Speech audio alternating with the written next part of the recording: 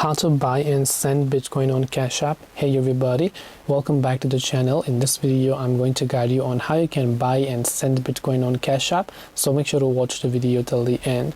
Now if you want to buy and send Bitcoin on Cash App, first of all open up Cash App and make sure that you're signed into your account. Then simply go to the Bitcoin tab from the bottom right and go to Bitcoin, then tap on buy option.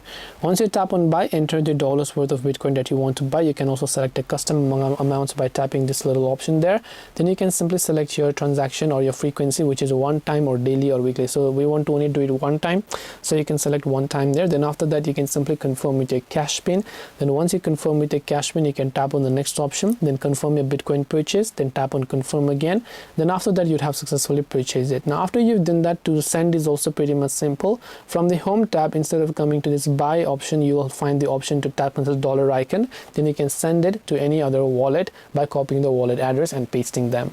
This way you can buy and send Bitcoin on Cash App. Hope this video was very helpful. If you have got any more questions, feel free to leave them down in the comments section. Thank you for watching till the very end of this tutorial, and see you soon in the next video.